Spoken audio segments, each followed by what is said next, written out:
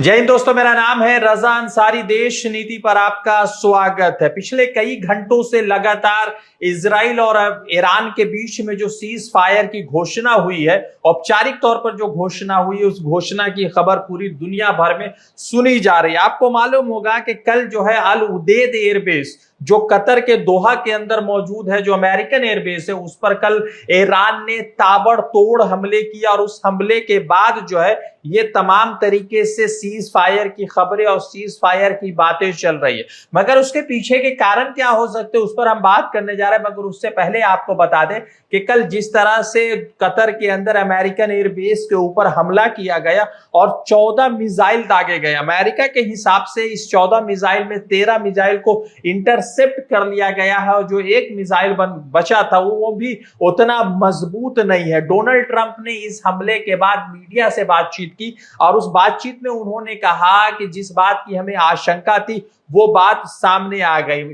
Iran की तरफ से हमला किया गया, मगर ये बहुत कमजोर हमला था। इसमें किसी भी व्यक्ति की मरने की कोई खबर सामने नहीं आई है। साथ ही साथ उन्होंने ये भी कहा कि अब ईरान का गुस्सा ठंडा हो चुका है और अब ईरान को आगे किसी तरह की नफरत नहीं फैलानी चाहिए। उन्होंने आगे कहा कि मैं ईरान को थैंक यू कहना चाहता हूं, क्योंकि हमले से पहले उन्होंने जो है हमें सूचित किया और इसी वजह से हम वहां से अपने लोगों को बाहर निकाले। अब ये समय आ चुका है कि अब सीज फायर की बात हो और वो इस मामले में इजराइल से भी बात करेंगे। ये बयान डोनाल्ड ट्रंप का है और डोनाल्ड ट्रंप के इन बयान से एक बात तो स्पष्ट हो रहा है कि इस वॉर में ईरान ने इजराइल और अमेरिका दोनों को जवाब दे दिया है। कल ईरान ने जिस तरह से ईरान ने अमेरिकन एयरबेस जो कतर में मौजूद है, जो अल उदेद है, उस पर हमला किया, 14 राउंड मिसाइल हमला किए। उसके साथ ही साथ इराक के अंदर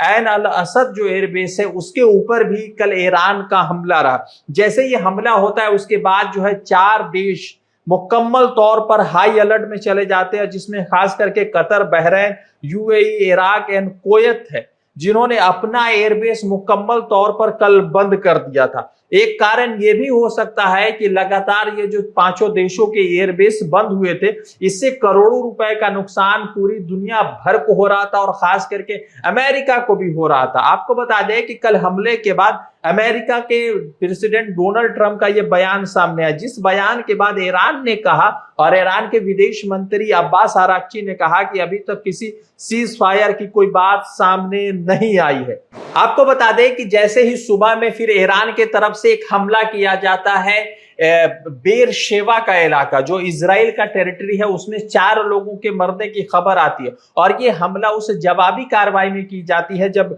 तेहरान के कई इलाकों पर इजराइल द्वारा हमला किया जाता है और रात भर मिसाइल दागे जाते हैं, जिसमें 9 लोगों के मरने की खबर आती है और जिसके जवाब में ईरान ने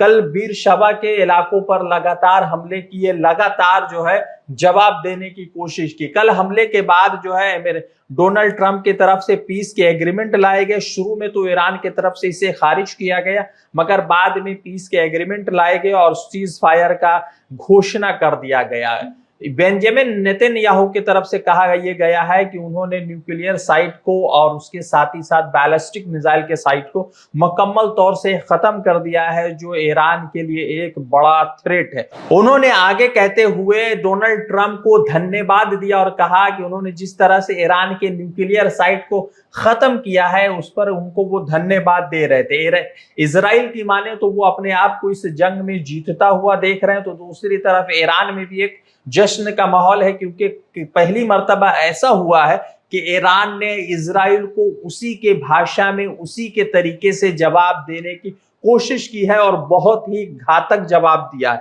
डोनाल्ड ट्रंप की तरफ से कहा गया कि सीज फायर लागू हो चुका है, कृपया इसका उल्लंघन ना करें। इजराइल की तरफ से कहा जा रहा है कि सीज फायर हो चुका है, अगर इसका उल्लंघन किया गया तो जोरदार जवाब दिया जाएगा। आपको बता दें कि कल जैसे ही हमले की खबर आती है और जिस तरह से कल अल उदेद एयरबेस पर हमला होता है, उससे कुछ ही घंटे पहले एक मीडिया रिपोर्ट के अनुसार एक बात स्पष्ट रूप से सामने आती है, जिसमें पता चलता है कि इजराइल ने ईरान को सीज फायर के लिए पेशकश की थी, मगर ईरान ने इस सीज फायर को मुकम्मल तौर से खारिज कर दिया और कहा कि अभी समय नहीं आया है जिस पर सीज फायर किया जा सके। मगर मैं आपको दो तीन बड़े पहलू बताता हूं कि आखिर क्यों ये सीज फायर हुआ है और इससे अमेरिका को क्या फायदा हुआ है, चाइना और रशिया को क्या फायदा हुआ। आपको मालूम होगा कि कल सोमवार के दिन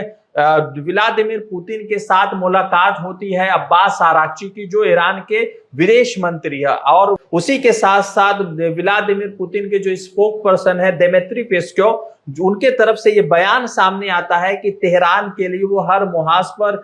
मदद करने के लिए तैयार है। और उन्होंने ये भी कहा कि तेहरान की तरफ से क्या डिमांड किया जाता है उसी को देखते हुए उसकी मदद की जाएगी और मदद करने के लिए रशिया मुकम्मल तौर पर तैयार है। आपको बता दें कि यूएन के सिक्योरिटी काउंसिल के अंदर भी जो है कल एक बड़ी मीटिंग बुलाई है जिसमें पाकिस्तान, फिर उसके साथ चाइना और रशिया मौजूद था। और उसी मीटिंग में यह तय किया गया कि जल्द से जल्द इस सीज फायर का अनाउंस किया जाए और सीज फायर को मुकम्मल तौर पर जो है लागू किया जाए। इस सीज फायर से अमेरिका को एक सबक मिला है कि आइंदा दिनों में शायद वो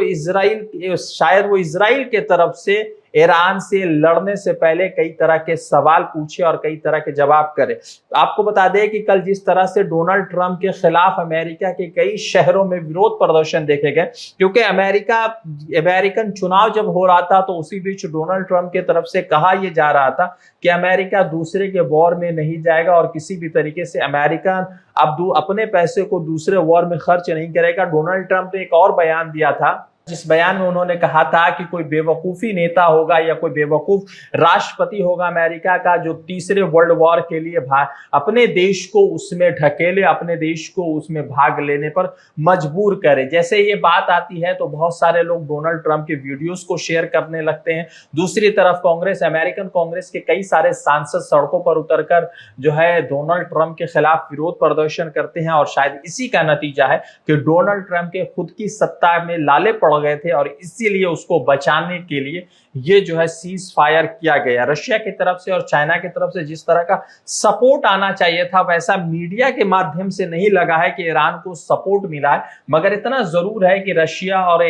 चाइना की एंट्री होने के बाद जो है कई मुहाज पर अमेरिका के लिए भी बड़ा ये कदम हो गया था कि वो किस तरह से इन देशों के साथ भी जो है बातचीत करे और इन देशों के साथ मुलाकात करे। अब देखने वाली बात यह है कि सीज फायर हो चुका है, मगर ईरान की तरफ से लगातार ये कहा जा रहा है कि इजराइल पर भरोसा नहीं किया जा सकता। फिलहाल सीज फायर है और हम उम्मीद करते हैं कि आइंदा दिनों में भी सीज फायर रहेगा, मगर इस जंग ने इजराइल को मुकम्मल तौर पर नष्ट किया है और मुकम्मल तौर पर करोड़ों रुपए, करोड़ों डॉलर की जो है भरपाई अब इजराइल को अपने नए घरों को बनाने में और अपने लोगों को बसाने में करनी पड़ेगी। देश नीति के लिए रजा अंसारी की रिपोर्ट।